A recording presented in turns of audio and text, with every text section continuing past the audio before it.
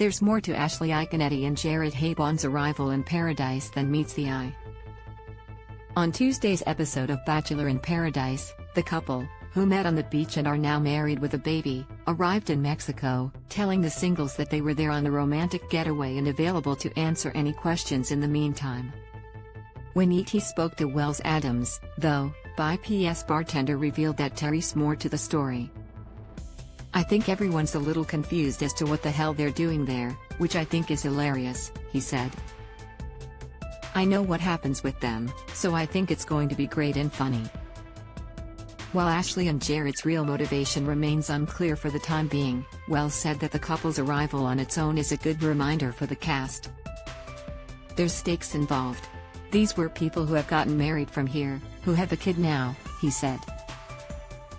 "It's like, I know you guys think this is fun and funny, and we're having drinks in this beautiful locale, but don't forget this could be you in a couple of years. I think that's a good thing to have them come and remind everyone of that." In addition to Ashley and Jared's arrival on the beach, Tuesday's episode saw lots of drama unfold. First, Johnny awarded Victoria a rose the same night they shared a steamy kiss, even though had been hanging out with Hunter all week. "I feel bad for Hunter, but I get it. Victoria is a total sex bot," Wells said. Also at the rose ceremony, Romeo handed out his rose to Jill, so she could continue on the show, with or without him. The move came after he chatted up Brittany and Kira on Monday night's episode, despite winning Jill back after ghosting her pre-Paradise. "I think that was the right thing for Romeo to do because if more guys come in, then Jill has an opportunity to make a connection," Wells said. As the dates kicked off, Genevieve didn't hesitate to agree to a day out with Aaron, despite getting upset with Justin for accepting a date from Victoria in the previous episode. Making matters more interesting, was the fact that Aaron and Genevieve's date was a double date, with the other couple being James and Shanae. "I think it's funny, especially because she was just so emotional and just over the top about all of it," Wells told ET. "But yeah, I think it's fine. I think it's good because I love Aaron. I also selfishly want to see the Shanae/Genevieve double date.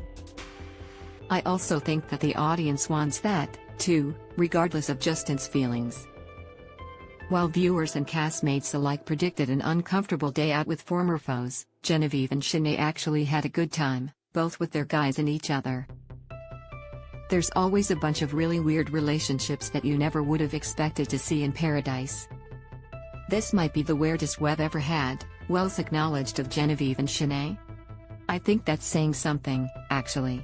Things were far less rosy for Teddy and Andrew, as the pair, whose meeting had been long anticipated, ended things after realizing that something was missing from their romance.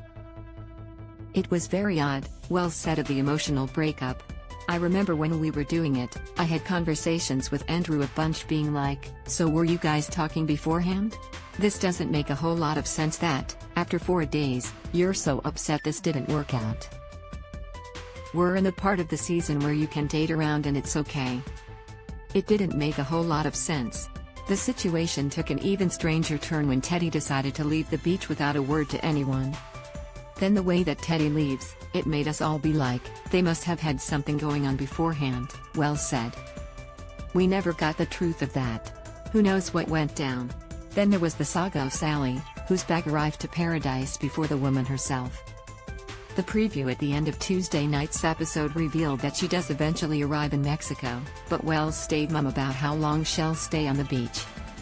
"We're happy that she comes. I don't want to speak to how long she stays. I don't want to ruin anything," he said. "I will say this, I'm amazed at how much we've talked about someone who's never been on this show. It's pretty impressive, if I'm being honest." Overall, Wells said that the first 3 episodes of the season are absolutely bangers, maybe some of the best stuff we've done ever. Even so, Wells told ET that the most dramatic part of the season has definitely not happened yet. "We make all the women leave.